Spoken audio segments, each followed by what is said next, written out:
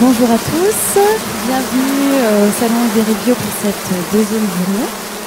Alors on accueille Mickaël Prétessey pour notre première conférence sur l'apithérapie, les vertus des produits de la ruche. Bonjour à tous et merci d'être présents ce matin. C'est un grand plaisir que je vous accueille dans cette belle salle pour vous parler de l'apithérapie, des produits de la ruche et surtout de leurs vertus, de ce que l'on peut faire avec tous ces produits. Donc, c'est bon, vous êtes tous bien installés. On va essayer de parler de beaucoup de choses. C'est très riche, l'apithérapie, tous les produits de la ruche. Je sais que je ne pourrais pas tout vous expliquer. On pourra peut-être continuer sur le stand ou avec les questions-réponses après. J'essaie de vous en parler pendant 45 minutes sur l'heure pour qu'on puisse avoir un débat d'échange sur tout ce qu'on va voir dans ces 45 minutes. Rapidement, qui suis-je ? Mickaël Prétessey, on vous l'a dit. Je suis d'une partie apiculteur. Je suis le fondateur du rucher de la Dame Blanche, qui est basé en Touraine, à Civray-de-Touraine. Et je suis le premier apiculteur à avoir installé des ruchers dans les châteaux de la Loire. Et puis, ça marche, voilà. Je suis également très impliqué dans l'AFA, qui est l'association francophone d'apithérapie. Certains ont pu voir les petites plaquettes à l'entrée, qui est l'association qui avait créé le professeur Descottes pour soigner les grands brûlés au miel. J'en suis un des formateurs et un des vice-présidents. On œuvre plus particulièrement pour former les gens, les médecins, les non-médecins, à l'apithérapie et leur application scientifique et médicale dans les activités aussi bien en CHU que dans les activités de thérapie, de complémentarité, surtout. Donc, malheureusement, on dit souvent, dites-moi comment l'abeille va, et je vous dirai comment va notre écosystème. Alors, je ne sais pas si vous avez croisé des abeilles dernièrement, et si vous avez... Qui a croisé une abeille dernièrement ?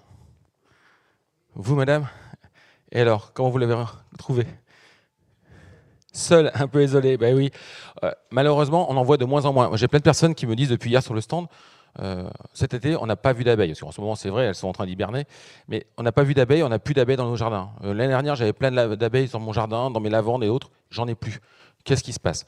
On va en parler un tout petit peu pour vous présenter, puisqu'on ne peut pas faire d'apithérapie sans faire des produits de la ruche et parler un petit peu des abeilles. Donc, rapidement, le monde de la ruche. Est-ce que vous savez combien il y a d'abeilles dans une ruche ? Rapidement. Oh, je sais que monsieur C est là-bas, oui. 30 000, 50 000, en ce moment à peu près, oui. C'est ce qu'on en a l'hiver. L'été, on va être en 70 000, 80 000, voire 90 000 dans certaines colonies très, très, très, très fortes. Par contre, on a une seule reine. La reine est la mère en fait, de toutes les abeilles et c'est elle qui va donner naissance à l'ensemble de la colonie. C'est elle qui va nous permettre d'avoir la dynamique de la colonie et ce qu'elle va pouvoir faire derrière. On a, comme vous l'avez dit, en gros 60 000 abeilles, donc 60 000 ouvrières, et puis quelques mâles, des faux bourdons, ce que l'on appelle, 2 à 3 000 dans la ruche. Donc c'est ces trois catégories d'abeilles qui vont cohabiter dans ce qu'on appelle nos boîtes, les ruches, avec différentes formes pour pouvoir nous faire ces bons produits de la ruche que vous allez voir juste après. Rapidement, le cycle de l'abeille. On a, vous voyez, on part ici, je ne fasse pas de bêtises, le pointeur, il doit être là. Voilà, on part ici de l'œuf pour aller sur une larve et enfin une nymphe qui donnera une vraie abeille. On est donc, je vous dis, l'œuf qui est comme ça. Là, vous avez une photo de l'œuf tout petit, si vous regardez bien. C'est juste ici, là, c'est 2 mm. Ensuite, on a la larve. Donc, 0,3 jours, on est sur l'œuf. De 4 à 9 jours sur la larve. Puis, la nymphe, au bout de 21 jours. Donc, il faut 21 jours pour qu'une abeille puisse naître. Et malheureusement, cette abeille, elle va vivre, en été, l'hiver un peu plus, 30 jours. Et elle va avoir un certain nombre de métiers. Elle va d'abord être nettoyeuse, puis nourricière. Ensuite, elle va bâtir, c'est elle qui va gérer dans les cadres. Elle sera aussi magasinière, gardienne, et puis enfin, seulement butineuse. Et vous comprendrez tout à l'heure pourquoi, c'est que la fin, la partie où elle va voler. Sur les 30 jours de vie, elle vole en gros 30%, 10 jours. Le reste, elle les passe dans la ruche. Venons à l'apithérapie. Vous êtes venus pour ça. Une petite introduction rapide aux abeilles, c'est une chose, mais... Donc là, je vous présente Pollen. Pour ceux qui sont passés sur mon stand, vous l'avez peut-être rencontré. Pollen, c'est une petite abeille comme ça qui fait plusieurs choses, entre autres des conseils en apithérapie, mais aussi qui est communicative sur les réseaux. Il n'y a pas d'enfants ce matin, on est dimanche matin. Il y a aussi un livre jeunesse, 8-12 ans pour les enfants. Qu'est-ce que l'apithérapie? L'apithérapie, c'est des traitements préventifs et curatifs des maladies humaines et vétérinaires et par l'abeille à partir des produits qui sont extraits et sécrétés par l'abeille. Et aussi ceux qui sont récoltés. Donc en gros, c'est préventif, curatif pour tous les produits de la ruche, quels qu'ils soient. Donc les 6 produits de la ruche que l'on va voir, et que l'on va appliquer aussi bien aux animaux qu'aux hommes dans le cas de tout ce que l'on a comme petite bobologie, par exemple, jusque malheureusement des thérapies beaucoup plus complexes et beaucoup plus lourdes en complémentarité de la médecine traditionnelle holistique. Donc ça, c'est la définition que donne Albert Becker, le président de l'association francophone d'apithérapie actuellement. 2 apithérapies. Souvent, moi, c'est ce que j'appelle l'apithérapie traditionnelle, l'apithérapie de grand-mère. Je vous ai mis une petite image pour illustrer. C'est ce que l'on connaît dans tous les continents. Sur tous les continents, on fait de l'apithérapie. Donc on le voit, on a les apiculteurs forcément qui le pratiquent. Je suppose que parmi vous, il y a peut-être des apiculteurs qui, aujourd'hui, utilisent l'apithérapie en prenant, ne serait-ce que du miel. Ce que j'ai tendance à dire souvent. Vous faites un peu d'apithérapie, sûrement. Qui n'a pas jamais mangé de miel? Voilà, j'ai aucune main qui se lève. Vous faites tous de l'apithérapie. Le fait de consommer du miel, vous faites de l'apithérapie comme un certain monsieur Jourdain faisait de la prose, sans le savoir. Les chamans, dans certaines peuplades, vous avez les médecines humaines, les guérisseurs, les thérapeutes, qui peuvent faire de l'apithérapie dans chacun des continents. C'est l'apithérapie traditionnelle, c'est l'apithérapie que j'appelle affectueusement de grand-mère, celle qui nous permet de, par exemple, prendre un peu de miel avec de la propolis, un peu de miel avec du citron dans une boisson chaude, un thé ou quelque chose comme ça, qui vous permet de calmer les maux de gorge. Et puis, il y a l'apithérapie médicale et scientifique. C'est celle que l'on pratique, en tout cas que l'on accompagne et que l'on enseigne au niveau de l'AFA, qui nous permet d'avoir surtout quelque chose de reproductible, de codifié et de contrôlé. De prendre une partie de ce que l'on a en traditionnel et d'aller le pousser plus loin. C'est pas parce que vous, madame, vous allez prendre de la propolis et du miel et que ça va fonctionner pour vous, que vous, monsieur, vous allez pouvoir avoir exactement les mêmes effets. C'est très dépendant, déjà de notre métabolisme, de notre physiologie, de notre poids de corps, parce que vous allez voir que les produits sont dose dépendants, et que c'est très important d'avoir des qualités de produits également derrière. Donc c'est là où on dit qu'il faut que ça soit reproductible, contrôlé, vérifié, comme on le fait dans la médecine traditionnelle avec les médicaments plus conventionnels. Donc l'apithérapie, ce que l'on dit assez régulièrement, c'est à la fois une médecine d'avenir et c'est aussi une thérapie de toujours, parce que clairement, elle a existé. Si on remonte au plus loin, souvent on pense aux Égyptiens qui en faisaient les momies, c'est de la propolis. Ils embaumaient leurs momies avec de la propolis pour pouvoir les conserver. L'apithérapie, médecine complémentaire ou médecine alternative?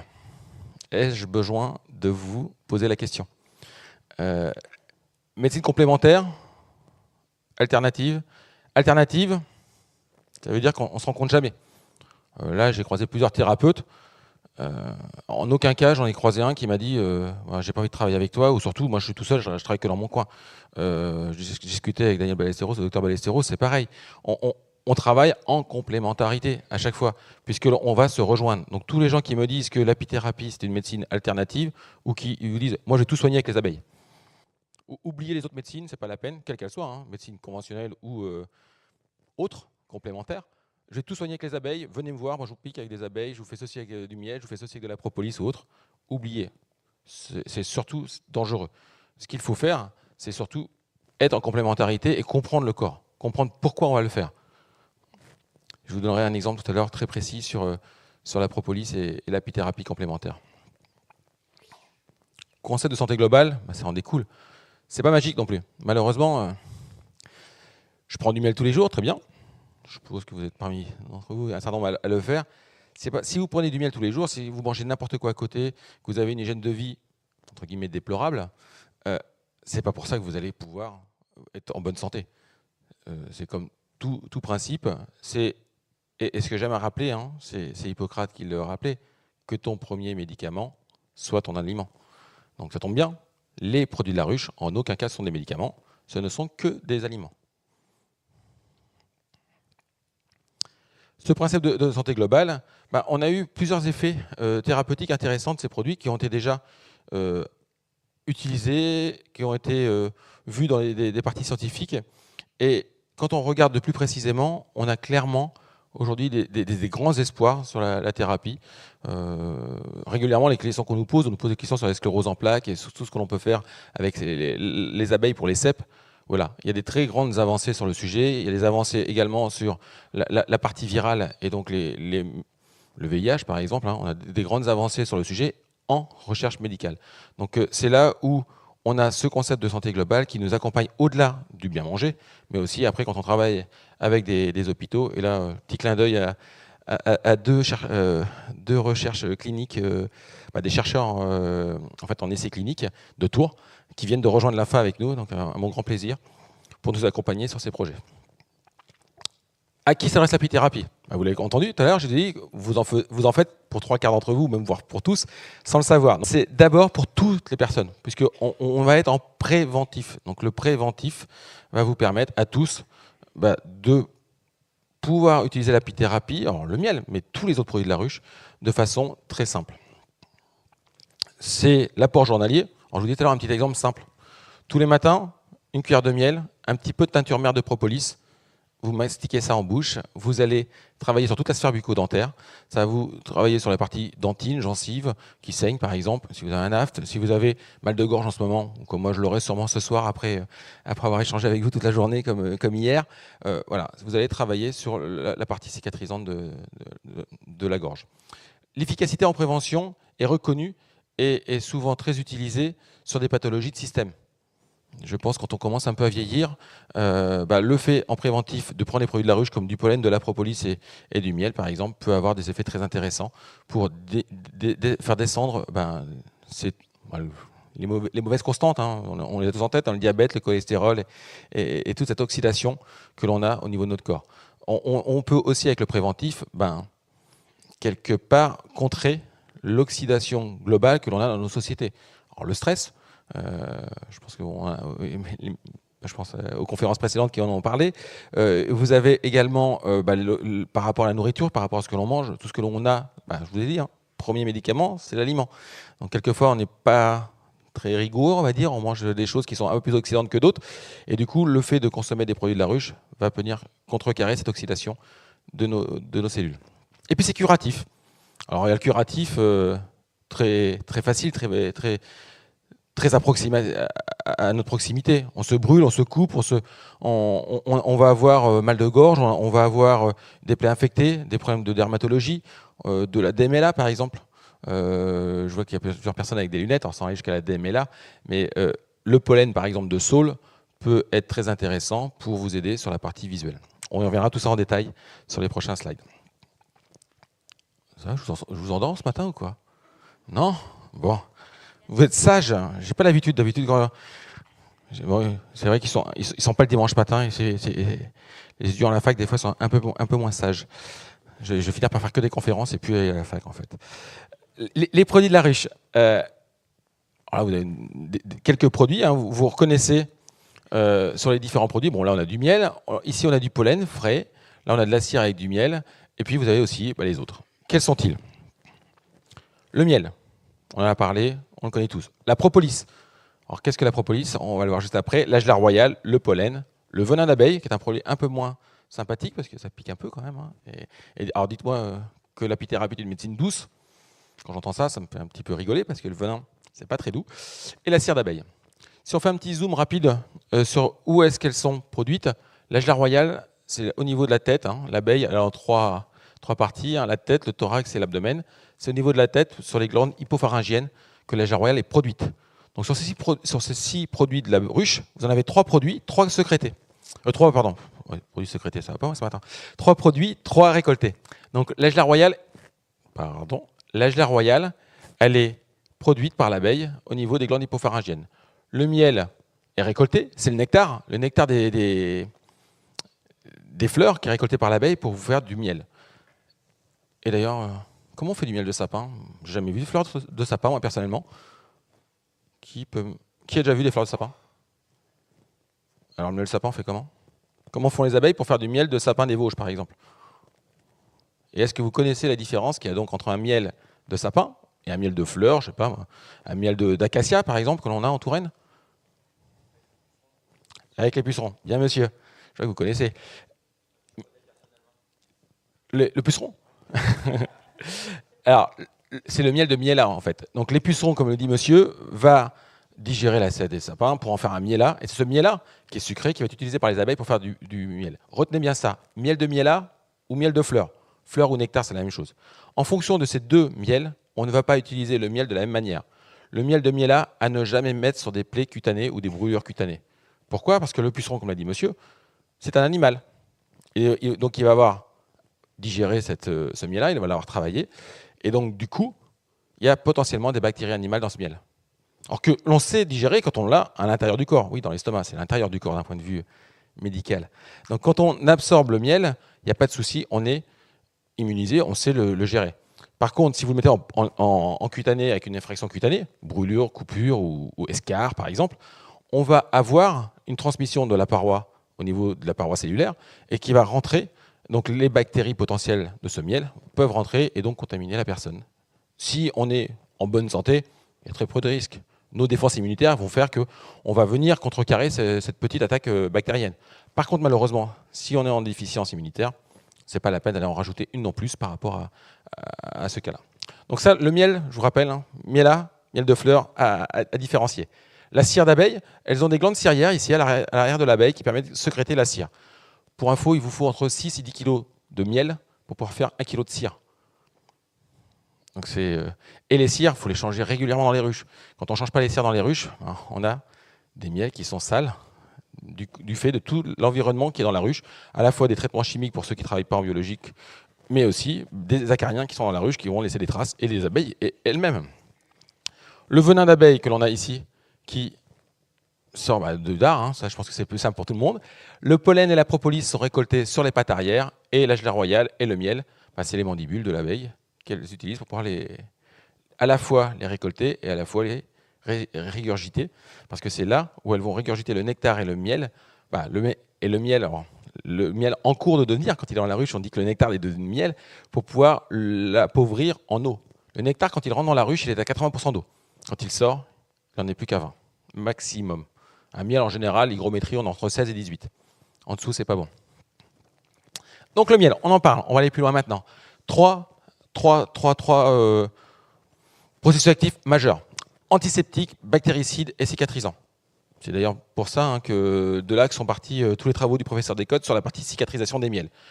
Donc la partie antiseptique, régulièrement, là en ce moment avec l'hiver, voilà, c'est très utilisé. La partie bactéricide du miel va nous permettre justement, si vous avez une bactérie, c'est pour ça que ça marche très bien sur les escarres, sur les plaies, de pouvoir éviter. Et c'est pour ça que nos plaies cicatrisées au miel ne s'infectent pas et ont surtout un effet osmotique, ce qu'on appelle. L'effet osmotique, ça va aspirer. Je vous ai dit, le miel, c'est 20% d'eau. Donc, quand on met 20% d'eau avec notre sérum, quand on s'est brûlé par exemple, ça va aspirer cette partie aqueuse que l'on a sous la peau. Et c'est ça qui va nettoyer la plaie, ça va faire une détertion naturelle de la peau. Et en plus, le miel, en faisant cette petite équation chimique qui va se réaliser sur la peau, ça va faire du H2O2. Alors pour ceux qui ont fait un peu de chimie ou ou on se rappelle légèrement de nos cours scolaires, H2O2, c'est l'eau oxygénée. On rajoute une molécule d'oxygène à l'eau. Les usages thérapeutiques du miel pour les balayer. Plaies viscérales, on en a parlé, très intéressante sur les plaies viscérales. Aussi bien, je pense à mon ami Philippe Garcia, vétérinaire de l'AFA, qui l'utilise énormément pour les animaux. C'est très rapide et ça permet de cicatriser très vite et surtout sans trace. Plaies des membres, plaies amputées. Alors, j'ai discuté l'autre jour avec un petit grand-père qui me dit, il m'expliquait ce que son père, alors déjà lui il n'était pas très jeune, mais il m'expliquait pourquoi son père avait réussi à vivre de la guerre 14-18. Ils avaient du miel, en fait, il leur donnait du miel. Et il y avait ceux qui mangeaient le miel et ceux qui le mettaient sur les plaies. Ceux qui mangeaient le miel, malheureusement, ne sont plus là, parce qu'ils sont morts de l'infection de leurs plaies. Ceux qui mettaient le miel sur les plaies, certes, avaient du mal à se nourrir au niveau nutritionnel, étaient un peu dénutris, clairement, mais derrière, certains même d'entre eux suçaient les bandages derrière. Mais ils ont passé le cap de ces blessures. Parce que le miel, naturellement, juste en le mettant dessus, avait permis d'éviter tout ça. Les escarres, les ulcères variqueux, les brûlures, les engelures. Les brûlures dans les deux sens. Par contre, utilisez du bon miel, du vrai miel. Quand je parle de miel, c'est du vrai. Je ne parle pas des solutions sucrées des supermarchés. Alors vous allez me dire, est-ce qu'on prend du miel cru ou est-ce qu'on prend du miel aseptisé, du miel médical? Alors, je vais dire ce que disait notre ami, regretté ami professeur Descotes. Le miel cru est tout à fait utilisable. Si vous avez un vrai bon miel et qu'il est de qualité, qu'il a été produit avec un miel surtout élevé en biologique, pas de produits cancérigènes dans les ruches, et puis d'avoir en plus été élevé correctement. Dans ces cas-là, ce miel-là va vous permettre de cicatriser très bien. La différence avec le miel médical, c'est que le miel médical a été flashé gamma pour enlever tous les germes potentiels qu'il y a dedans, pour éviter. Donc en gros, c'est comme tout à l'heure ce que je vous expliquais. Si vous avez des défenses immunitaires affaiblies, miel médical, on ne se pose pas de questions. Et le corps médical ne se pose jamais de questions, à part quelques médecins qui utilisent le miel cru, mais avec leur connaissance de médecin. Je vous rappelle, nous, on n'est pas médecin, on est simplement conseiller en apithérapie et on apporte le savoir sur l'apithérapie. En aucun cas, on fait des diagnostics. Et le médecin, dans ce cas-là, il prend ses responsabilités. Mais si vous êtes en pleine forme, de prendre un bon miel, c'est une chose. Alors vous allez me dire, oui, mais le miel, je prends du miel de ceci, du miel de cela, de Manuka, par exemple, que j'entends souvent, ou du miel de thym. Si vous prenez un miel qui est vieux et qui a été stocké dans des mauvaises conditions, voire qui a traversé tout l'Atlantique et toutes les mers sont dans des containers, ses propriétés enzymatiques risquent d'être perdues. Et dans ces cas-là, qu'est-ce qui va se passer? Votre miel ne va pas fonctionner. Vaut mieux prendre un petit miel juste à côté, frais, de bonne qualité, qui a été produit dans les 3 mois qui viennent, ou l'année qui vient précédemment, si on est en hiver, on a moins de miel, mais qui va avoir des propriétés enzymatiques importantes et va vous permettre de cicatriser correctement. Alors que si vous prenez un miel, soi-disant de réputation plus antioxydante ou autre, c'est très juste, si vous pouvez l'avoir juste à côté de chez vous. Vaut mieux prendre un miel de châtaignier juste à côté de chez vous que de prendre un miel de Manuka que vous ne savez pas par où il est passé. Donc, l'indication thérapeutique, elle est assez, là, elle est succincte, mais en gros, on nettoie la plaie correctement, on met une petite couche fine de miel, liquide de préférence, parce que c'est un peu solide, ça ne va pas être très intéressant. Et puis, du coup, on va simplement changer le pansement tous les 2 jours. Ça ne colle pas. C'est l'avantage. Donc vous ne détachez pas les nouvelles petites parties de la peau qui sont en train de se reconstituer. Ça crée clairement un biofilm sur votre peau. On va parler maintenant de la partie saisonnière. On est en plein dedans. Les parties pharyngite, laryngite, la toux en général, les indications sont simples. Vous prenez une cuillère à café de miel tous les matins, 2 si vous sentez que c'est un peu plus douloureux. Et puis, vous, surtout, je le dis tout le temps, mettez jamais le miel à plus de 40 degrés en termes de température. Le côté, je prends un très bon miel, je le mets dans ma tisane ou dans mon thé ou dans ma boisson chaude. 40 degrés, il est mort. Donc vous avez un très bon sucre, c'est très bien, mais vous n'avez plus d'effet thérapeutique. Donc on fait souvent ça pour avoir moins mal de gorge, on perd. La bonne solution, prenez la cuillère de miel, trempez-la dans votre boisson chaude, vous la mettez en bouche, et là vous allez avoir les effets thérapeutiques. Et après, buvez votre boisson chaude. D'autres usages thérapeutiques, on peut les combiner à des huiles essentielles. On travaille avec des miels, c'est ce qu'on appelle souvent des miels essentiels, pour pouvoir cumuler les 2 effets, antioxydante quelque part du miel, cicatrisant et thérapeutique, plus l'huile essentielle, je sais pas, de lavande, de thym, de titri, ce que l'on a besoin par rapport à ce que l'on connaît. Et là, je vous conseille, nous on travaille très souvent avec des naturopathes pour pouvoir justement combiner nos spécialités. Où on a même certains je pense, Noémie, par exemple, une de mes collègues, qui est à la fois conseillère, parce pour être apithérapeute, petite parenthèse, il faut être médecin. On a le droit d'être art thérapeute, on a le droit d'être plein de métiers comme ça, avec apeute à la fin. Api, on n'a pas le droit d'être apithérapeute. On est conseiller en apithérapie quand on a fait une formation. Alors, ce que je vous conseille souvent, c'est de vérifier si les gens ont une formation. Après, c'est des vendeurs en apithérapie. C'est plus des conseillers. Le conseiller, c'est qu'il faut avoir une vraie formation. Donc les apithérapeutes en France, moi je forme des médecins et non-médecins, mais je ne suis pas apithérapeute, je suis conseiller et formateur en apithérapie. Donc voilà, donc les naturopathes, par exemple, sont très avancés pour pouvoir travailler sur ces parties-là, puisqu'ils connaissent à la fois les 2 éléments. La partie gastro-entérologie, sur laquelle on peut travailler, miel et propolis fraîche, par exemple, ou miel et propolis en teinture mère. Je vous ai mis rapidement, on ne va pas tous les balayer en détail, c'est pour vous donner une vision. S'il y a des gens qui veulent le support, vous venez me voir à la fin sur le stand ou ici, et vous me laissez vos mails et je vous enverrai le PDF de tout le contenu. Par exemple, je prends le miel de Bourdaine, petite plante arbustive que l'on trouve dans nos régions ou sur la partie de la côte atlantique. Ça va aider le transit intestinal. Si je prends un miel, par exemple la miel d'acacia qui est dans nos régions, très difficile à produire parce que très courte floraison, pour avoir du vrai bon miel d'acacia, c'est calmant. Le soir, donnez une cuillère de miel à votre enfant ou pour vous, y compris après le brossage de dents. Le miel, c'est pas caricide. pas de souci, vous pouvez le prendre après. Donc vous n'allez pas avoir de caries avec le miel. D'ailleurs, ceux qui ont des caries aujourd'hui, vous prenez un carré de sucre ou un truc bien chocolaté de grande surface, vous allez sentir une petite douleur dans la dent. Et si vous prenez une cuillère de miel, bizarrement, vous avez pas mal. Voilà. C'est la démonstration que le miel n'est pas caricide. Et vous pouvez le prendre même les dents une fois vous êtes brossé les dents. Je sais pas, dans les autres miels, je prends un miel local, hein, le miel de tilleul, connu pour ses effets sédatifs. On l'utilise également quand on fait une tisane. Donc ça va aussi favoriser le sommeil pour pouvoir vous endormir. Donc ça, je vous dis, si vous voulez aller plus loin sur tous les miels, sinon on peut en parler des heures et on fera que les miels. On va faire que les miels sinon dans la journée. La propolis. Alors la propolis, c'est quoi? C'est la résine qui est utilisée par les abeilles pour pouvoir colmater les ruches, pour qu'elles soient à la fois aseptisées et à la fois étanches à l'air et à l'humidité. Je vous disais tout à l'heure, le miel, elles le prennent, il y a 80% d'eau.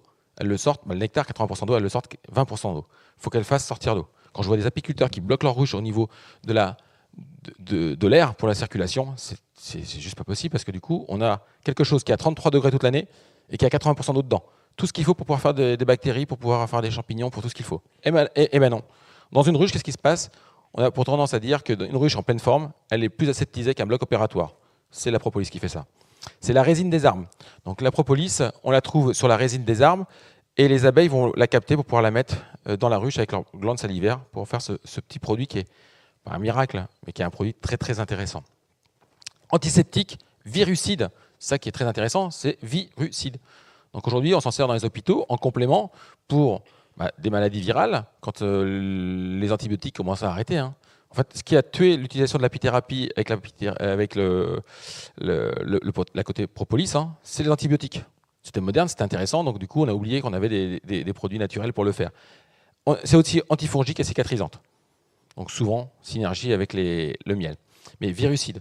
Donc c'est pour ça, vous prenez votre cuillère de miel avec de la propolis tous les jours, vous avez déjà beaucoup moins de chances de pouvoir avoir des petits problèmes d'hiver sur le mal de gorge, sur la grippe par exemple.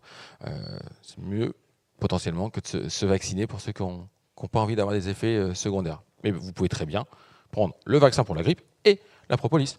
C'est tout à fait compatible. Même chose pour d'autres maladies plus graves. À chaque fois, je vous ai mis aussi la composition. Alors, je ne vais peut-être pas le bailler sur chaque, mais vous voyez, la propolis, c'est essentiellement des résines et des baumes. C'est les fameuses résines qu'elles vont chercher sur les arbres. C'est pareil, il y a propolis et propolis. Déjà, on a 3 propolis, brune, verte et rouge. Ces 3 propolis, elles ont des propriétés complètement différentes. C'est comme si vous allez chercher vous allez chez votre fruitier préféré et vous allez demander un fruit. Qu'est-ce qu'elle va vous donner? Une banane, une pomme, des fraises. Il y a de grandes chances que ce ne soit pas forcément le fruit que vous voulez. La propolis, c'est la même chose. Si vous allez demander de la propolis, c'est laquelle? La verte, la brune, la rouge? Quelle propolis sert à quoi? Par exemple, la rouge pour l'ostéoporose. Donc, à chaque fois, ce qui est intéressant, c'est de vraiment connaître quelle est la propolis que l'on a derrière. Là, je vous ai mis la composition. Si je prends une propolis verte ou une propolis brune, on n'aura pas tout à fait la même composition. Les cires que l'on a dans les propolis sont plus ou moins importantes en fonction des types de propolis et aussi en fonction du lieu de récolte. Et les abeilles le récoltent toute l'année, cette résine. Donc si elle est récoltée toute l'année et que malheureusement elle est mal récoltée, on va récupérer les goudrons de la route. Et au lieu d'avoir des processus actifs très intéressants, on va avoir des procédés actifs plutôt négatifs. Ça va être antioxydant. Et malheureusement, dans les études que l'on fait et que l'on a régulièrement, je connais, alors je ne vous le dirai pas, j'en ai pas le droit, je connais des propolis qui sont vendus bio, qui sont impropres à la consommation. Ils ont le label bio, ça correspond parfaitement au label bio. Sauf qu'ils sont impropres à la consommation si on regardait l'ensemble des métaux lourds qui peuvent être dedans. Donc ça, on a des études qui ont montré. Donc c'est très intéressant de voir. Cette propolis-là, dans ces cas-là, ces études-là, elles sont plus négatives que si on prenait un verre d'eau. Pourtant, c'est propolis bio. Bon, ça arrive. C'est juste parce que l'exigence que l'on a sur la récolte de la propolis, dans ces cas-là, est très importante à respecter. Petite histoire très rapide. J'ai un rucher, je gère un rucher pour un pharmacien. Où il récolte ses produits de la ruche dans son rucher, que je lui gère. Il vient me voir, il me dit je veux ma propolis. Je dis non, tu n'en auras pas. Il fait trop sec cet été, il fait des trop secs. J'ai les abeilles, ils vont plus butiner les bourgeons, mais ils vont butiner la route, le goudron. Et donc du coup, si je te donne ta propolis, tu vas passer au contrôle de métaux lourds. Donc moi, j'avais retiré les grilles de récolte. Hein. Si tu vas prendre ta propolis, elle va avoir des métaux lourds. Donc tu n'as plus de grille de récolte sur tes ruches, et donc il n'y a plus de propolis pour l'instant. Je te la donnerai plus tard. Donc voilà, c'est ça qu'il faut faire. Et là, c'est même au-delà du label bio, et encore au-delà du cahier des charges des plus grands laboratoires. 3 propolis, je vous l'ai dit. Hein. La brune, c'est sur les bourgeons peuplier en Touraine. Ensuite, on a la rouge d'Albergia, plutôt Amérique du Sud, avec le Brésil essentiellement, dans les zones tropicales. Et c'est celle-ci qui est très intéressante, je vous dis, pour tout ce qui est osseux. Et la propolis verte qu'on va retrouver au Brésil. Donc sur tout ce qui est sur le baccharis. On va retrouver cette propolis-là sur le baccharis, donc récoltée différemment par les apiculteurs. La propolis, donc les pathologies ORL, on en a parlé, hein, à compléter avec le miel. Donc on va utiliser ça en voie locale. Sur mon stand, là, dans les démonstrateurs, j'ai un petit spray à la propolis. C'est une personne hier qui me vient, qui me dit j'ai mal à la gorge. Ce matin, elle me tombe dans les bras ce matin en croisant, c'est une des exposantes. Elle me dit c'est génial ton truc, j'ai plus mal. Juste hier, c'est ça, c'est le spray à la propolis. Bien dosé, de haute qualité. Après, on a la partie stomato, je vous l'ai dit, hein, toute la partie sphère bucco-dentaire. Ça, c'est par exemple Tariq qui nous fait les cours à la FA sur le sujet. Gingivite, candidose. Oui, c'est la petite cuillère de miel tous les matins avec votre propolis ceinture mère. Ça va permettre de travailler toute la sphère bucco-dentaire très facilement. Tariq, sauf à ce que ses patients lui demandent de travailler avec des antibiotiques ou avec d'autres produits, ne travaille qu'avec les produits de la ruche pour la sphère bucco-dentaire. Il est sur Nantes. Il était à Montpellier avant, il est venu sur Nantes, c'est un peu plus proche pour nous. La gelée royale. Qui a déjà pris de la gelée royale ? Et pourquoi ? Quel était le but ? L'immunisation pour être en forme ? Coup de fouet ? D'accord. Je vais peut-être vous faire peur tout à l'heure, je suis désolé. Ça peut être dangereux de prendre de la gelée royale. Ce n'est pas parce que c'est naturel que ce n'est pas dangereux. On va y venir. C'est très important, c'est ce que l'on dit, hein, ça a des propriétés, on va les voir, très intéressantes. Et malheureusement, ça peut être dangereux. Composition de la gelée royale, essentiellement de l'eau, 66%. D'ailleurs, c'est pour ça que les Chinois la copient très facilement. Hein. Il y a une molécule dans la gelée royale, la tripéline, voilà. Il y a une molécule très intéressante, et donc c'est celui qui est testé dans tous les laboratoires de contrôle. Donc ils ont compris, les Chinois, ils nous mettent cette molécule dans de l'eau avec un petit peu de lait de soja. Ça ressemble à la gelée royale, ça a le même goût, et ce n'est pas de la gelée royale. Dans ces cas-là, aucun souci. Vous pouvez en prendre autant que vous voulez, c'est du lait de soja et de l'eau. Et une molécule, donc ça ne nous fera rien. Mais si vous achetez de la gelée royale, 10 grammes à moins de 25 € les 10 grammes, ce n'est pas de la gelée royale. Bah, sauf parce que vous connaissiez le producteur et qu'il vous fasse un cadeau parce que c'est un ami, mais sinon, ce n'est pas de la gelée royale. Vous l'achetez de la gelée royale GPGR, en France, là vous êtes sûr d'en avoir de la bonne. Ensuite, cette gelée royale, antimicrobienne, encore plus fort que ce que vous en avez vu jusqu'à maintenant. Antiviral plus. Donc c'est vrai que quand vous avez des problèmes de viraux, c'est très intéressant. Et si vous êtes malade, dans ces cas-là, oui, je vous conseille, avec les précautions d'usage que je vais vous fournir juste après. Et fongicide, donc le top. Alors si on rajoute ça avec la propolis et le miel, on est couvert pour l'hiver et pour le reste de l'année. Le problème, c'est que la gelée royale, ce que l'on ne dit pas tout le temps, c'est que tout problème hormonodépendant, il ne faut pas prendre de gelée royale. Ça va démultiplier les cellules. La gelée royale, c'est hormone-like. Donc ça va démultiplier les cellules, les bonnes comme les mauvaises. Si on a un cancer hormonodépendant, par exemple, ou un dérèglement hormonodépendant, on va accélérer le problème. Je vois malheureusement régulièrement, je ne sais pas s'il y a des gens concernés parmi ceux qui en ont déjà pris, je vois régulièrement sur les salons bio, dans les conférences, dans les ateliers que je peux faire, des gens qui viennent avec de la gelée royale ou me disent j'ai pris de la gelée royale, j'ai un cancer, qu'est-ce que je peux faire ? C'est bon, on m'a conseillé de prendre de la gelée royale. Comment est votre cancer ? S'il était hormonodépendant, malheureusement, il est très vivement déconseillé. On en discutait avec Henri Joyeux dans une de ses conférences. Avant, Henri, les cancérologues, disait on peut tout en prendre. Maintenant, il dit le contraire. On ne peut plus tout en prendre. Parce que justement, à force de travailler et d'avancer sur les recherches, on lui a démontré, quand je dis on, c'est surtout Nicolas Cardinaux, qui lui a démontré que la gelée royale, c'était pas forcément intéressant par ces cas-là.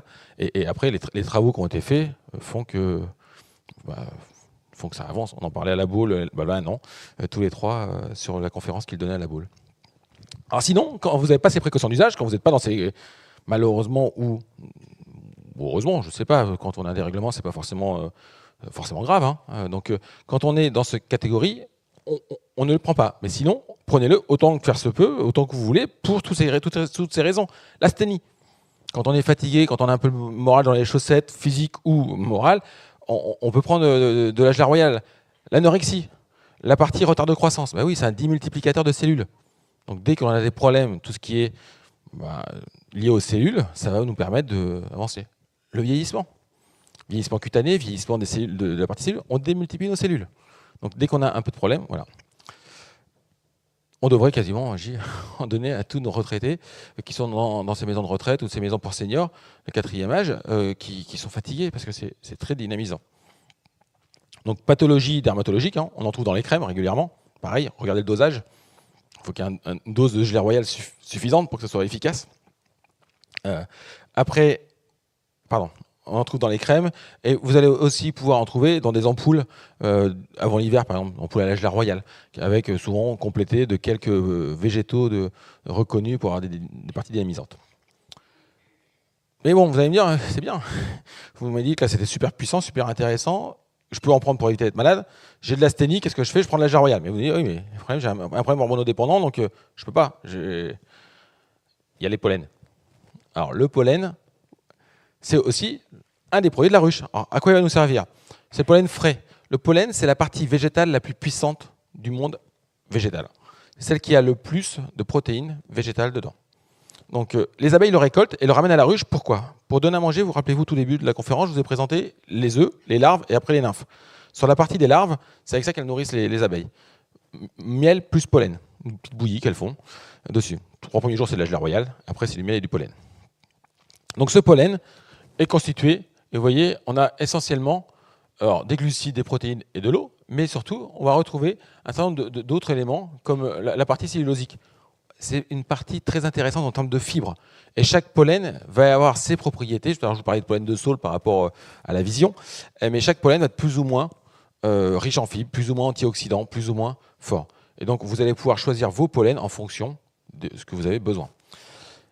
Alors maintenant, ce pollen, il est quoi? Stimulant? Ah ben voilà. J'ai de l'asthénie, mais j'ai un problème hormonodépendant. Ben, je prends du pollen.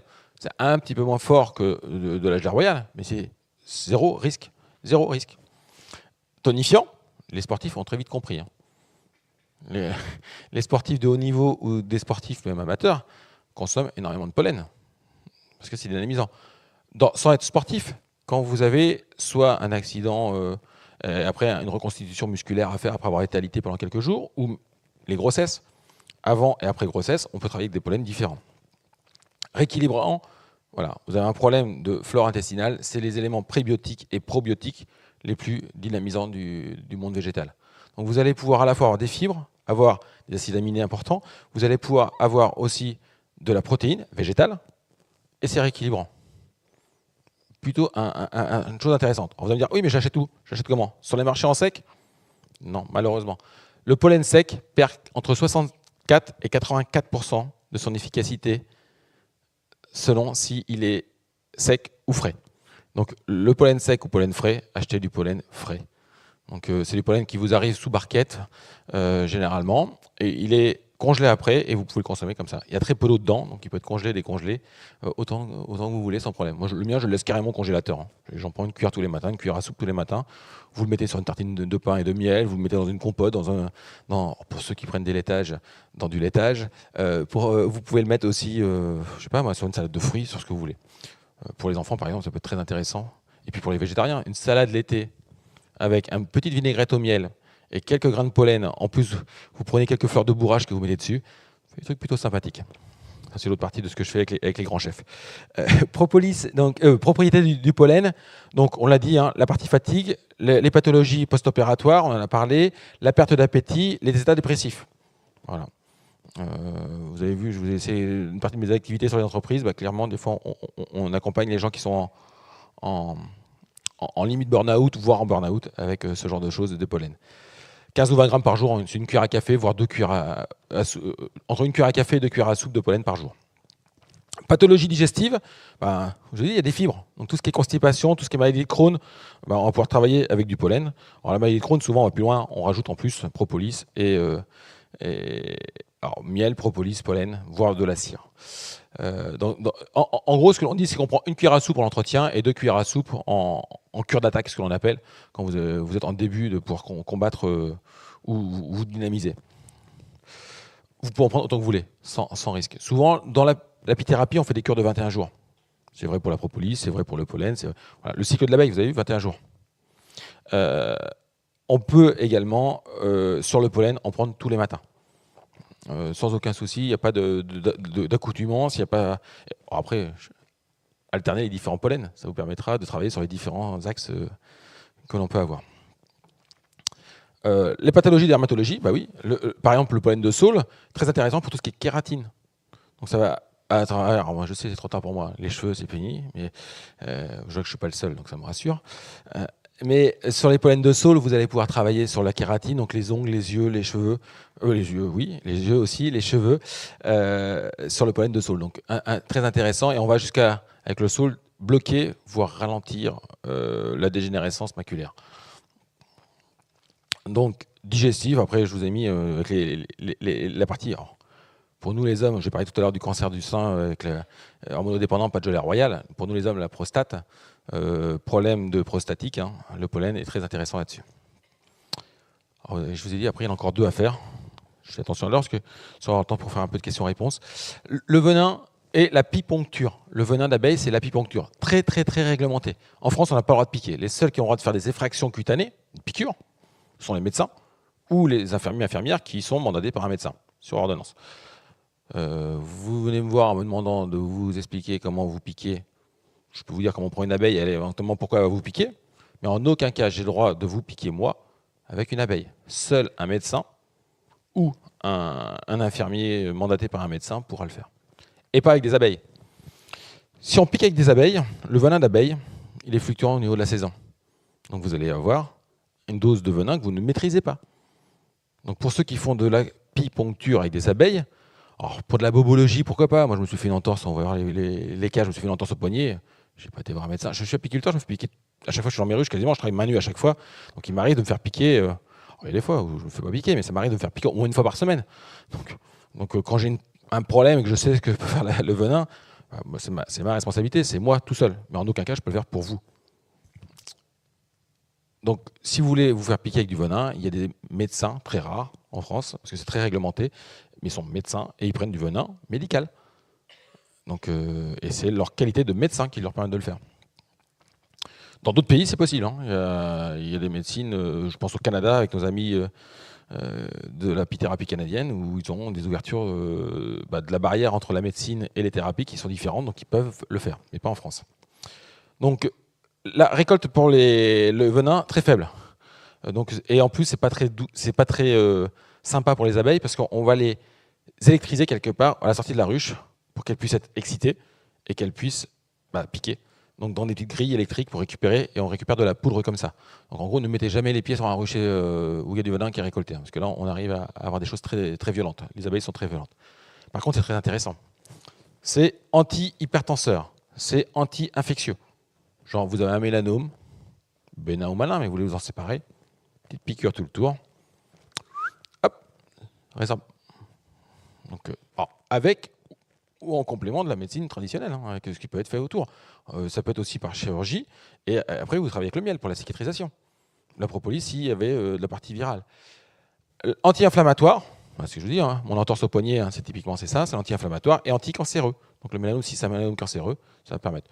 Je pense, je ne vous ferai pas toute l'histoire, mais d'un cas que Albert Becker, donc le président de l'AFA, a traité un papy qui avait un problème sur le nez avec des grosses... et puis qui avait eu une ouverture de la pommette faite par les chirurgiens parce qu'il y avait un cancer en dessous. Et qui s'est barré de l'hôpital parce qu'il n'aimait pas ça. Il était venu voir Albert pour qu'il puisse lui faire des piqûres de venin. Et quand on voit les photos avant-après, je ne vous les montrerai pas parce que c'est un petit peu gore quand même, hein, c'est des photos de formation médicale. Mais c'est très impressionnant la différence, quoi. En plus, le papy en question était parti pommette ouverte de l'hôpital quand même. Hein. Donc voilà, on a des restitutions très intéressantes. Alors oui, le venin, souvent, quand on pense venin, on pense sclérose en plaques. Est-ce que la sclérose en plaques peut être traitée par le venin? Il y a des travaux qui sont faits dessus. Et on va pouvoir travailler sur la sclérose en plaques, c'est une dégénérescence au niveau des neurones. Donc toute cette partie-là, on va pouvoir le faire, mais le faire en travaillant sur la prise de venin, en travaillant justement en synergie avec les recherches médicales. Et je pense à mes collègues qui font de la recherche dessus, pour pouvoir travailler ensemble et extraire du venin les choses. Ce n'est pas en vous piquant dans les jambes avec du venin que vous allez améliorer votre sclérose en plaques. Ça va potentiellement améliorer la partie rhumatoïde, la partie articulation que vous pouvez avoir. Oui, quand vous pouvez le faire aussi avec de la propolis, du miel, avec un complément de plante, je pense à des compléments alimentaires correspondants, mais en aucun cas, c'est une petite piqûre de venin, et je le dis malheureusement, j'ai un cas concret, j'ai un de mes ruchers qui est chez mon voisin aujourd'hui, qui a une sclérose en plaques, il me dit régulièrement, chouette, je me fais piquer par une de tes abeilles, ça va m'améliorer la santé. Il le sait maintenant, je lui ai expliqué. Non, ça va lui améliorer potentiellement l'effet qu'il a de la sclérose en plaques musculaire. Quand il se fait piquer, tant mieux, ça lui fait un petit truc, mais c'est pas ça qui va lui guérir sa sclérose en plaques, malheureusement. Par contre, c'est très intéressant au niveau des processus actifs du venin, de le travailler en recherche, et dans les prochaines années, je ne serais pas surpris de voir arriver justement des éléments médicamenteux à base de venin d'abeille nous permettant de travailler sur ces sujets-là. Donc ça, c'est très recherché, en sclérose en plaques, et puis tout ce qui va, toutes les maladies dégénératives. Le venin peut être aussi utilisé dans certains cas très rares, mais parce que c'est pas encore assez connu et pas assez contrôlé. Je vous dis, à chaque fois, c'est vérifié, contrôlé, reproductible. Donc il faut qu'il y ait des études cliniques qui soient faites dessus, qui coûtent très cher. D'où le fait que je sois très heureux je pense à Xavier, par exemple, qui nous rejoint pour travailler sur ce sujet-là. C'est la partie hépatoprotecteur. Chimio, on parlait du cancer du sein, je pense. Je regarde sur cet exemple-là. Cancer du sein. Donc on peut traiter avec de la propolis pour accompagner et démultiplier les défenses immunitaires de manière à ce que la personne puisse mieux supporter la chimio. Et on peut, pour protéger le foie, parce qu'on sait bien que la chimio dans ces cas-là va aller taper sur les organes vitaux, lui faire des piqûres de venin pour pouvoir éviter qu'il y ait des problèmes hépatiques suite à la chimio, par exemple. Neuroprotecteur, toutes les maladies dégénératives, je pense à Parkinson, Alzheimer et autres, et les addictions. Addiction, alors, au tabac, c'est peut-être un peu violent de se faire piquer, mais quoi qu'il y ait des apiculteurs qui ont remarqué en devant l'apiculteur qui sont passés très rapidement du tabac parce qu'ils se faisaient piquer régulièrement. Alors, est-ce que c'est une relation de cause à effet? Ça, typiquement, on est dans le mode apithérapie traditionnelle, ancestrale, ou apithérapie expérimentale. Je me suis fait piquer, moi, personnellement, j'étais fumeur et j'ai plus c'est pas mon cas, mais je me suis fait piquer, j'étais fumeur, j'ai plus envie de fumer. Est-ce que ça peut couper l'envie de fumer, de se faire piquer avec des abeilles? Voilà. C'est une idée. Peut-être qu'on peut faire des études dessus, faire des cas cliniques, faire des nombres de personnes, et là, se percevoir que oui, effectivement, il y a une relation de cause à effet. Il y a eu des choses de fait sur les addictions, plus globalement, plutôt sur les parties stupéfiantes que sur les parties tabagiques. Donc, tout ce qui est arthrose, tout ce qui est myalgie, tout ce qui est névralgie, tout ce qui est arthrite, rhumatoïde, oui, le venin a des effets très intéressants. Sur la partie CEP ou SLA, les scléroses latérales amyotrophiques, également, des choses très intéressantes poussées dessus. Alzheimer, Parkinson, les migraines. Quand on a des migraines, piqûres de venin peuvent aider.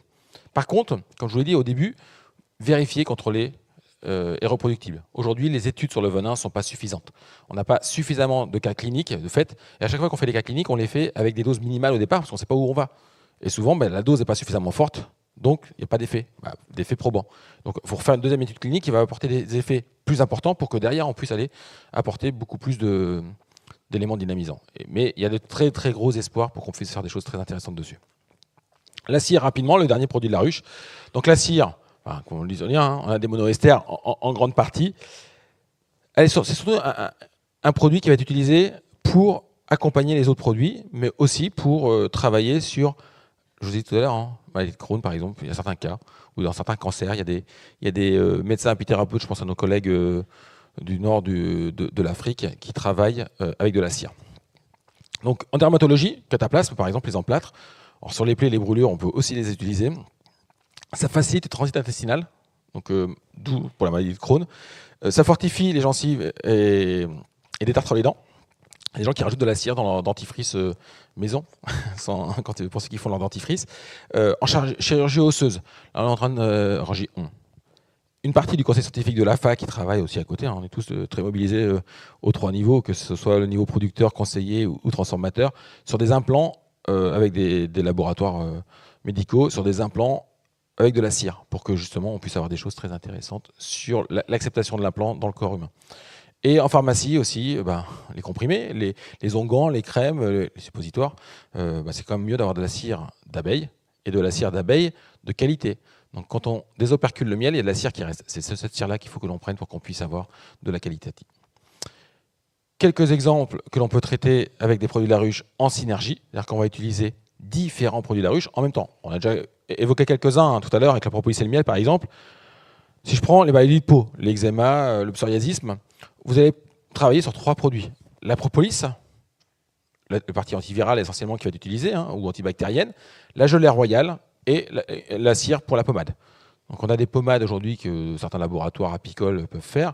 Alors oui, pour tous les produits de la ruche, de préférence, aller vers des laboratoires apicoles, alors qui sont en termes de normes aussi qualitatives, voire plus que les laboratoires pharmaceutiques, mais surtout les produits sont beaucoup plus dosés et de meilleure qualité au niveau de dosage. Après, on commence à voir apparaître quelques laboratoires médicaux qui s'y intéressent de plus en plus et qui commencent à devenir à un niveau de qualitatif s'approchant. Aujourd'hui, on a quelques laboratoires reconnus de très haute qualité. Traitement des plaies, miel et propolis, on en a parlé. L'insuffisance cardiaque, gelée royale, pollen et miel. Ah oui, la gelée royale, ça va être dynamisant, alors, toujours avec les précautions d'usage. Hein. Le pollen, je vous ai expliqué pour la partie intestinale et équilibre. Et le miel, déjà, ça va être dynamisant, mais en plus, la partie cicatrisante, la partie effet dynamique. Bon, quand on dit insuffisance cardiaque, vous avez bien compris que les sportifs peuvent l'utiliser aussi pour des vertus un peu moins propres. C'est des produits naturels et qui permettent de dynamiser les compétences physiques. Alors, j'ai les sportifs, hein, mais aussi en période d'examen de bac, par exemple, ou d'examen pour quel que soit le diplôme. Cholestérol également, on peut prendre du miel dans le cas de cholestérol. Donc voilà, sur les abeilles, on a parlé de tous les produits de la ruche et de ce que l'on pouvait faire au niveau des produits en apithérapie, on va dire conventionnelle, classique, hein, pour notre santé. Moi, je voudrais vous poser une petite question. Alors, c'est mon dada, hein, pour ceux qui me connaissent un petit peu. J'étais pendant 20 ans manager de système d'information. Puis ma deuxième passion après l'informatique, ça a été les abeilles. Puis la troisième, c'est les vieux cailloux. Je restaure les bâtis anciens dans les châteaux, d'où ma petite expérience. Je vous pose la question, est-ce que dans le monde professionnel, si on met des ruches, on voit de plus en plus des ruches dans les entreprises, est-ce que les abeilles pourraient peut-être pas nous aider à soigner nos entreprises et nos comportements dans les entreprises? Je pense au burn-out et tout ça. Ça, c'est un autre concept d'apithérapie qui est différent, qui n'est pas celui qu'on fait au niveau de la femme et que moi, je suis en train de développer pour vous dire comment est-ce que dans nos entreprises, on peut s'inspirer de l'abeille pour pouvoir soit dynamiser l'entreprise, aller mieux au niveau de l'entreprise, mais aussi sur la partie du vivant, de l'humain, des liens sociaux que l'on a dans l'entreprise et de ce que l'on peut faire. Et après, on rejoint l'apithérapie classique, dont malheureusement, quand on est passé au-delà de la frontière avec la barrière. Donc c'est ce que je fais avec cette partie-là. Pour certains, je vous ai mis les dépliants pour ceux qui veulent en savoir plus. Et je me tiendrai à votre disposition pour en parler plus longuement sur mon stand, le 62, pour ceux qui ne l'ont pas encore vu. Il y a aussi, pour ceux qui veulent aller plus loin maintenant sur l'apithérapie, avant la séance de questions, je fais des stages d'initiation à l'apiculture et à l'apithérapie. D'ailleurs, je rappelle que j'offre 2 stages d'initiation pour 4 personnes sur le week-end. Il y a un petit jeu concours vous pouvez, au point info, je crois, hein, et puis sur le stand directement. Valeur 150 € quand même. Donc, et là, on pourra voir ça pendant 4 heures, ce que je vous ai présenté là, mais pendant 4 heures, et avec des pratiques. Puis pour finir, voilà mes activités, 3 activités, je vous dis, il y a les 3 patients, hein, donc la partie managériale et apiculture et les vieux cailloux. Donc vous avez la partie du rucher de la Dame Blanche que je vous ai présenté, mon activité principale, la partie donc des ruches en entreprise que je viens de vous présenter, et les miels des châteaux, puisque, comme je vous le disais, je suis le premier apiculteur à avoir installé les ruchers dans les châteaux. Pourquoi? Pour faire parler de l'abeille et pour que les abeilles, on puisse savoir. J'ai le plaisir, le premier château qui m'a fait confiance, c'est le Clos Lucerne en Boise, en plus avec Léonard de Vinci qui était aussi très, très proche du soin, et donc il y avait toute une symbolique derrière. Et du coup, quand je vois mes miels envoyer des selfies aux 4 coins du monde, c'est très, très intéressant, très valorisant, mais surtout pour les abeilles, et qu'on puisse dire comment est-ce qu'on peut les sauver. Et puis la petite Pollen que vous avez là, c'est elle qui vous donne des conseils avec tout ce que je fais autour de l'apithérapie, du coup, et sur lequel vous pouvez avoir régulièrement des conseils sur le site, sur le Facebook du Rucher. Vous avez ici tous les liens, mais ce que je vous encourage, c'est de venir me rencontrer sur le stand, ou de venir rencontrer, là j'ai une conseillère avec moi d'apithérapie, parce que c'est bien moi d'avoir de l'apithérapie, mais je veux le développer au maximum pour que les gens puissent savoir le faire. Et vous avez, je pense, compris, il faut des vrais produits de qualité. Et pour ça, il faut des vrais conseillers, des bons producteurs, des bons transformateurs et des bons conseillers. Et donc, de dire qu'il faut, c'est bien, mais le faire, c'est mieux. Donc, je suis en train de monter un groupe de vrais conseillers sur Tours, et aussi... coucou, sur le 41, donc sur Blois, pour pouvoir faire de l'apithérapie dans des... pouvoir comme je le fais là aujourd'hui, mais pouvoir vous expliquer ce que sont les vrais produits et pouvoir vous conseiller d'abord avant de vous vendre les produits plutôt que d'avoir n'importe quoi. Donc ça, c'est pareil, si vous êtes intéressé pour en savoir plus, venez me voir sur le stand. Si vous avez des questions, c'est le moment.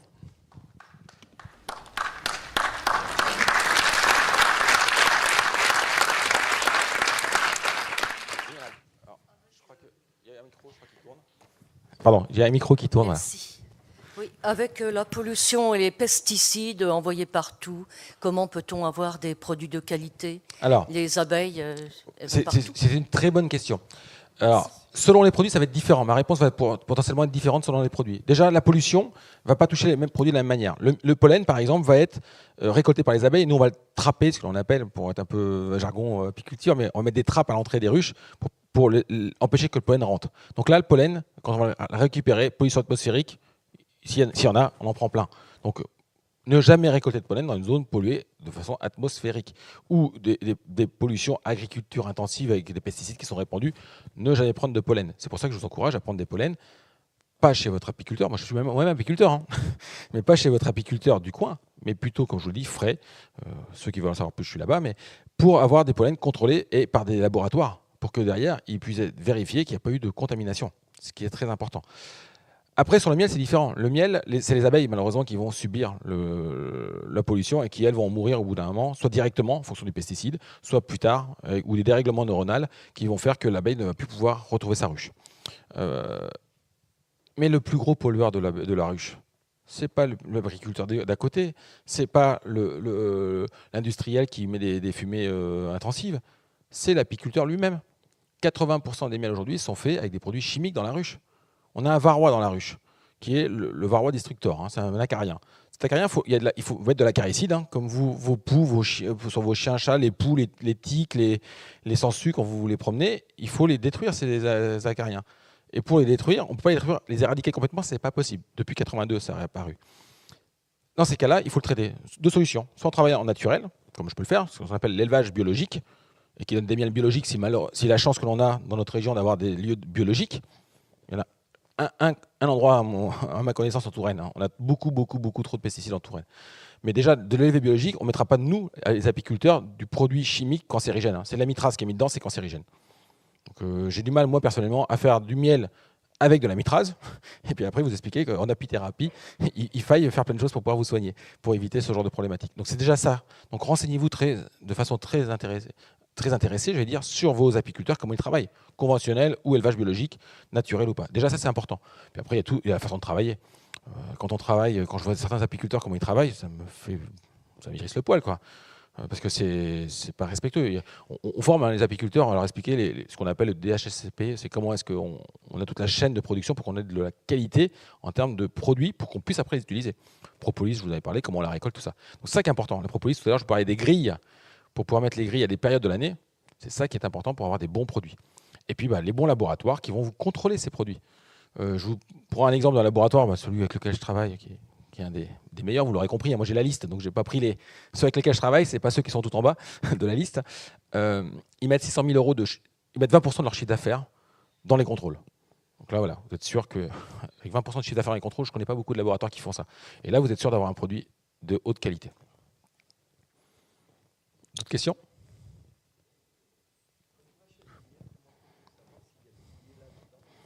Alors, normalement, la réglementation dit qu'il faut qu'on écrive miel de fleurs ou miel de miela.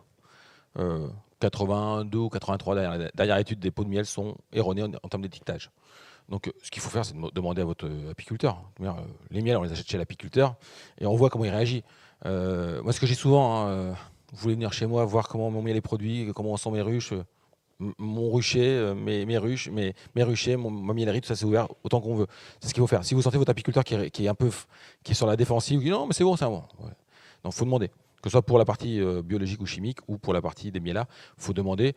En gros, dès que vous avez des miels de forêt, vous savez qu'il y aura du miela dedans, quoi qu'il arrive. Parce que c'est un mélange, le chêne, le hêtre, le sapin, quand on est dans les régions plutôt résineuses. Donc si vous êtes sûr d'avoir du miel sans miela, prenez du miel d'acacia. En plus, il est liquide, c'est facile pour pouvoir soigner les plaies. Donc, par exemple. Ou un miel de tilleul, par exemple, ça peut être aussi intéressant. Par exemple. Alors, je parle des miels de notre région. Après, on a le thym. Vous l'avez sur le slide, hein, vous pouvez les avoir. On a le thym, sinon, aussi dans d'autres régions. Mais je parlais des miels locaux de Touraine. D'autres questions ?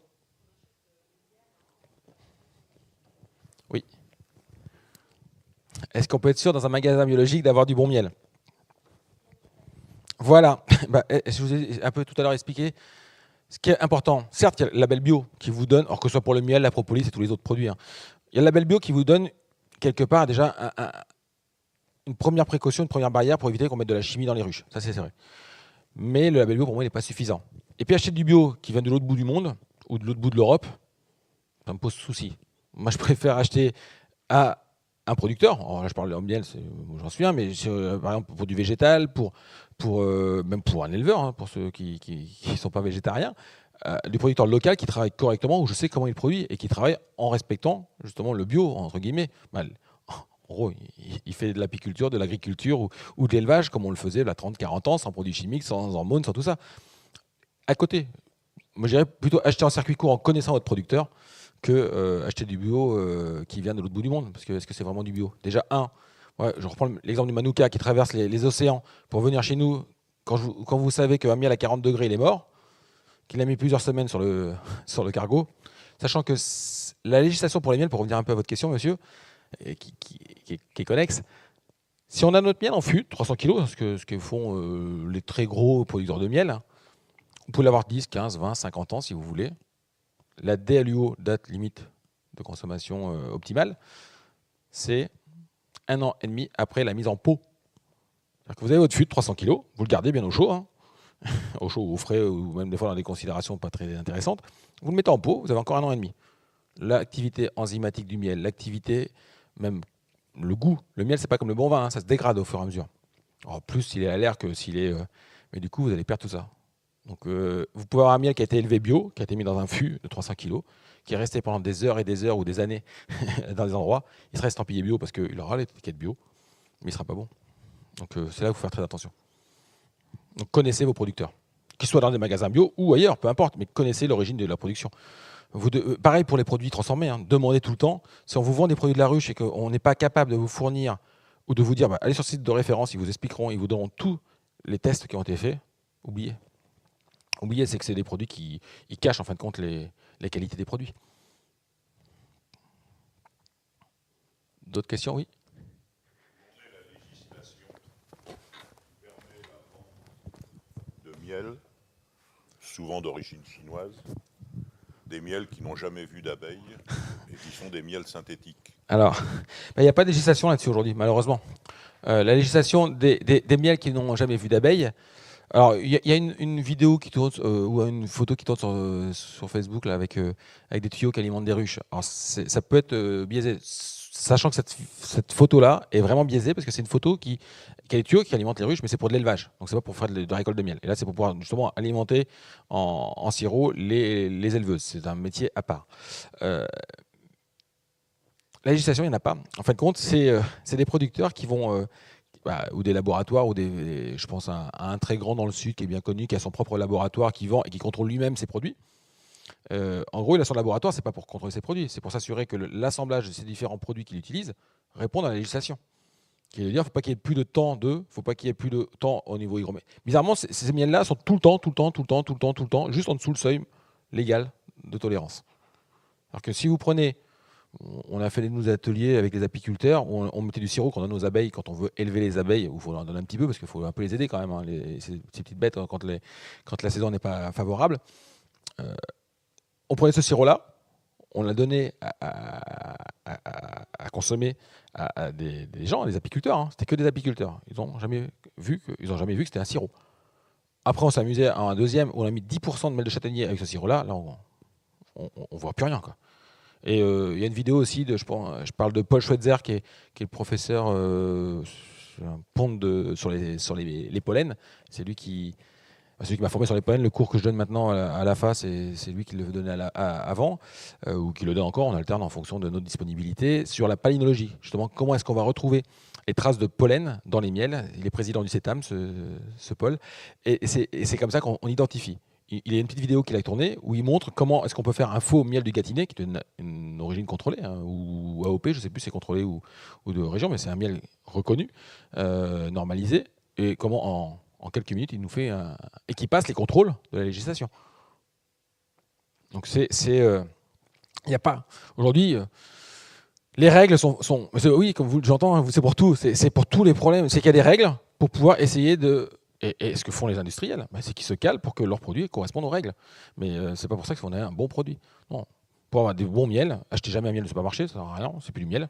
Dans le meilleur des cas, c'est un miel d'un apiculteur local, mais quand on voit les prix où ils nous demandent de l'acheter, c'est du miel. Alors souvent du chimique, hein, avec un apiculteur qui fait en conventionnel, il ne peut pas vendre du miel mis à la cuillère, comme je peux vous le proposer, au prix où les supermarchés le demandent.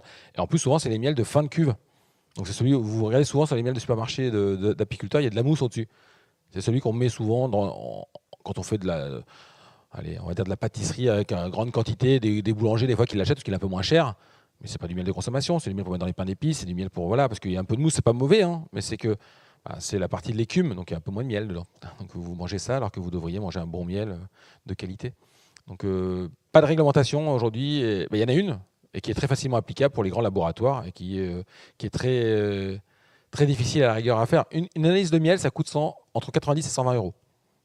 Quand on fait des miels d'exception à 50 kg, vous voyez, si on devait le répercuter sur vos kilos de miel, ça ferait 2-3 euros de plus sur chaque pot de miel, sur chaque kilo de miel. C'est très compliqué. Donc je vous dis, si vous devez avoir une règle, connaissez votre producteur ou connaissez votre transformateur dans le cas de produits de la ruche transformés.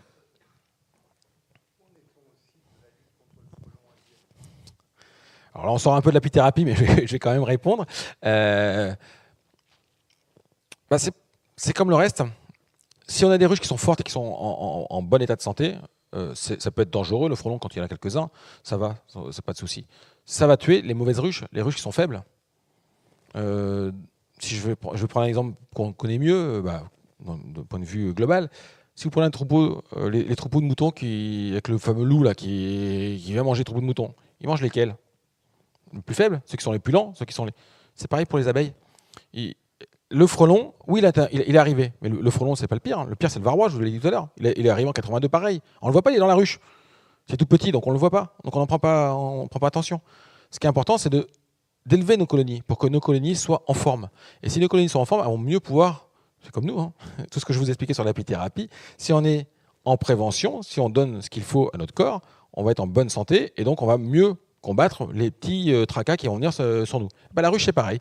Si la ruche, on la dynamise, si on ne lui pique pas tout le miel et qu'on lui met du sucre à la place, elle va être en forme. Et donc le frelon, certes, il mangera quelques abeilles. Oui, il y a quelques fois, on est obligé d'enlever nos ruches parce qu'il y a une trop grosse prédation, parce qu'il y a un nid qui est pas très loin et qui vient en 3 jours, ils peuvent tuer une ruche, même forte.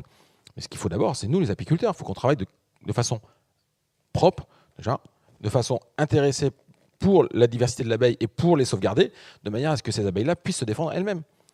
C'est comme nos défenses immunitaires. Si on stimule nos défenses immunitaires pour que notre corps puisse répondre, la ruche, c'est la même chose. C'est pour ça qu'on a un parallèle très intéressant. Après, la lutte, je pense que le frelon, naturellement, au bout d'un moment, il va commencer on voit déjà, il commence à dépérir. Mais le pire, c'est pas nos abeilles, c'est toute l'entomophologie autour, tous les insectes qui sont... On voit d'ailleurs le crabeau, qui est le frelon européen, qui commence à venir taper sur les ruches parce qu'il a plus à manger à côté. Le crabeau, c'est le frelon européen et c'est un fossoyeur, lui. Il est plus jaune et un peu plus gros que le frelon asiatique. Et il mangeait d'avant les abeilles qui étaient mortes ou les insectes. Les vrais. C'était un vrai chacal, quelque part. C'est un peu comme un vautour des abeilles. Maintenant, il va manger les abeilles vivantes parce qu'ils ont la dalle, quoi. Ils ont besoin de manger. Oui.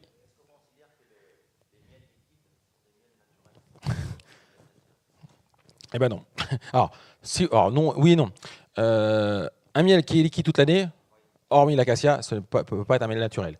Ils sont chauffés, déstructurés. Voilà. Un miel va cristalliser plus ou moins rapidement en fonction de la température dans laquelle vous le conservez, du récipient dans lequel vous le mettez. Un miel en pot PET, même PET alimentaire, n'aura pas la même cristallisation qu'un pot en verre. La taille de votre pot, un petit pot va cristalliser plus vite qu'un grand pot, par exemple. Alors l'hygrométrie, normalement, c'est bon parce que les pots sont avec des capsules fermées, donc l'eau ne rentre pas dedans si vous l'avez récolté et transformé transformé. Quand je dis transformé, le mot n'est peut-être pas tout à fait juste. Quand je dis récolter, c'est désoperculer, enlever les petites abeilles qui peuvent être dedans ponctuellement avec un tamis, enlever la cire ou la propolis qui peut s'être mis dedans. C'est tout ce que l'on fait pour le miel. On ne transforme pas au sens recette ou autre. On ne fait que d'extraire et d'enlever les impuretés. Là, les miels vont cristalliser. Les quelques miels que j'ai apportés juste pour la dégustation sur le stand, vous avez des miels qui cristallisent en 3 jours et les miels qui ne cristallisent quasiment pas.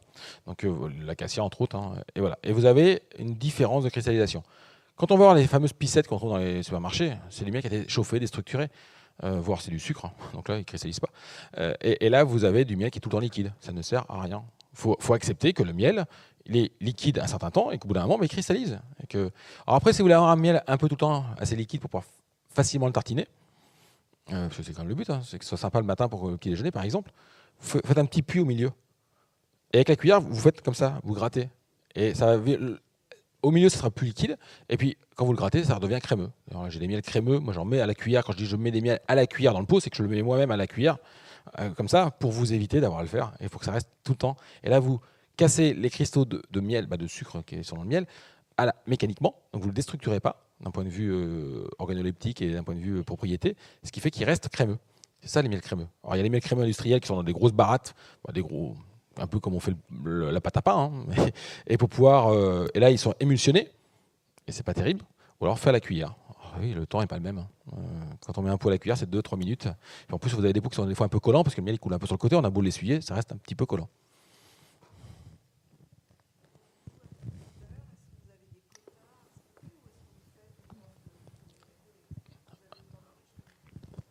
Des quotas, non, il n'y a pas de quotas. On n'est pas comme les éleveurs ou le vin. Non, il y a tellement un déficit de miel en France que non, il n'y a pas de quotas.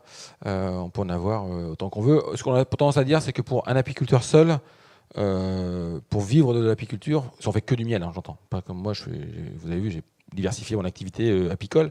Mais pour ceux qui font que du miel, il faut 400 ruches. À partir de 200, on est reconnu comme étant agriculteur. On cotise à la MSA. On est en plus reconnu. L'erreur, c'est pas reconnu. On est répertorié parce que quand on s'inscrit à la MSA en tant qu'apiculteur, on est agriculteur, éleveur, autre. C'est toute la signification aujourd'hui de la reconnaissance de la filière. Les apiculteurs, je sais pas, moi l'abeille, j'ai cru entendre par un certain, je sais pas, un homme qui est mort maintenant, mais qui était très ancien. Je crois que si on avait Einstein, je crois qu'il s'appelait, si en 4 ans il n'y a plus d'abeilles, au bout de 4 ans il n'y a plus d'humanité. Est-ce que ce sera 4 ans, est-ce que ce sera 10 ans, je ne sais pas, par rapport au progrès que l'on fait avec la science. Mais voilà, on est les éleveurs d'abeilles, donc ces apiculteurs qu'on ne connaît pas au niveau de la MSA, on est là pour pouvoir le polliniser. Hein. Je suis en train de m'amuser avec Sébastien Brun, qui est le chef dans les cantines scolaires, mais il est à Bléré. Il fait des trucs magiques. Pour ceux qui suivent, allez voir ce qu'il a fait. Caviar, foie gras et truffes pour le marché, pour le repas de Noël des collégiens. Voilà. Donc je suis en train d'installer un rucher dans ce collège-là et on va travailler. Le projet, on va présenter aux élèves pendant une semaine un plateau sans abeilles. Donc pendant la semaine, ils vont voir le plateau tel qu'ils mangent et le plateau s'il n'y avait pas d'abeilles. Ça fait peur. On a travaillé sur le projet, ça fait très très peur. Brun, Sébastien. Oui, il passe à TV de Tours, mais c'est génial ce qu'il fait. Sébastien, c'est... Voilà. Je lui ai écrit là, sur un post qu'il a fait là. Je dis je pense que j'aurai l'occasion parce que du coup j'aurai mes abeilles là-bas bientôt, mais je lui ai dit ça me donne envie de retourner au collège, d'aller manger là-bas quoi. En plus j'étais dans ce collège là moi étant gamin, donc j'avais pas cette cantine là, j'avais pas eu cette chance, j'ai pas la chance de mon fils. Oui. Pardon. Oui, bonjour. Quand vous avez parlé de la propolis tout à l'heure, vous avez fait un lien entre abeilles et goudron. Oui. J'ai pas bien compris. Ah, excusez-moi, oui. Je sais pas, c'était un peu rapidement parce que c'est vrai qu'avec le temps. Alors, quand on récolte de la propolis, il y a plusieurs façons de récolter de la propolis. Hein. Quand je fais des ateliers, je fais un atelier de 2 heures juste sur ça. La propolis, en Touraine par exemple, sur la propolis brune de peuplier, on met des grilles parce que les abeilles n'aiment pas les trous. Donc, comme elles n'aiment pas les trous, qu'est-ce qu'elles font? Elles vont boucher les trous dès qu'elles peuvent. Donc la propolis, c'est le ciment et l'antiseptique de la ruche. Donc elles vont chercher de la résine où elles peuvent en trouver. Donc, en Touraine, c'est essentiellement, et en France, c'est essentiellement du peuplier. C'est le petit bourgeon que vous avez vu là. Et donc, le peuplier, pour se protéger des ravageurs, va mettre de la résine sur le bourgeon. Les abeilles ont compris comment le récupérer avec leur mandibule et le mettre sur leurs petites pattes arrière, la troisième paire de pattes, pour le ramener à la ruche. Et avec ça, le travaillant avec leur sphère buccale, leur salive, elles vont en faire de la propolis. Et cette propolis-là, elles vont boucher tous les petits trous. À la fois, ça va boucher les trous, contre le vent, contre la chaleur, tout ce qu'il leur faut pour rester à 33 degrés. Et en plus, c'est antiviral. Donc c'est ce qui aseptise la ruche mieux qu'un bloc opératoire, pour revenir à la question de tout à l'heure, quand la ruche est en forme. Si vous mettez des grilles pour le récolter, et que vous les récoltez à toute période de l'année, n'importe quel moment, sans vous préoccuper de ce qui se passe dans la nature. Le bourgeon, il est sec, plus de résine. Les abeilles, elles, vous leur avez mis des trous dans la ruche. J'ai des trous, il faut que je les bouche les trous. Elles n'aiment pas les trous. Donc, elles vont aller chercher de la résine autre, ce qu'elles peuvent trouver. Et quand vous voyez des abeilles sur le goudron en train de récolter, alors il y a des abeilles sur le goudron qui sont mortes, soit par fatigue parce qu'elles sont usées, soit par intoxication, elles ont été butinées d'un truc qui n'était pas bon, soit parce qu'elles sont en train de prendre du goudron, pareil, pour mettre sur leurs petites pattes, pour les rentrer à la ruche, pour pouvoir boucher les trous. Alors elles font pareil, hein. Mandibules, tout ça, ça ne doit pas trop les aider d'un point de vue sanitaire pour elles, mais en plus, ça va mettre de la propolis de goudron, plutôt que de la propolis de résine d'arbre, dans votre ruche. Et ça, quand vous allez le récolter, vous allez l'envoyer au laboratoire. C'est pas bon. Et là, vous avez de la propolis qui est oxydante au lieu d'être antioxydante, antivirale et tout ce qui va derrière. Et c'est pour ça que aujourd'hui, quand vous achetez de la propolis teinture mère, là, et qu'on devrait appeler de l'alcoolade de propolis, c'est pas de la teinture mère si c'est fait par les apiculteurs, c'est quasiment pas bon. Moi, je vous le conseille pas. Moi-même, j'en fais pas. Pourquoi ? Parce qu'on a obligation au niveau complément alimentaire, c'est le seul qui n'est pas vraiment un aliment, c'est la propolis, c'est un complément alimentaire au niveau de la législation, parce qu'on a obligation de faire contrôler les métaux lourds pour ce problème de butinage intensif ailleurs. Donc les bons laboratoires le font correctement, les apiculteurs personnels ne le font pas. Et dans ce cas-là, vous risquez d'avoir des métaux lourds dans votre... Et en plus, la propolis, elle est comme ça au niveau de l'année, sur la qualité d'effets actifs que vous avez dessus. Donc une fois, ça va être bon. Pour un chip-sheet pour la gorge, à la rigueur, pour teinture mère le matin, quand je dis pourquoi pas, si l'apiculteur travaille correctement, ça peut être intéressant. Mais surtout pas quand vous allez dans un complément thérapeutique, que ce soit bénin ou malheureusement plus grave avec les cancers. Là, il faut prendre de la propolis. Vous êtes sûr d'avoir une dose de processus actifs qui va permettre d'avoir des défenses immunitaires. Sinon, vous n'avez que de la propolis de nom et pas d'action. Je pense qu'on déborde. Ce que je vous propose, parce que je pense que vous avez encore d'autres questions et je pourrais vous en parler des heures et des heures et des heures.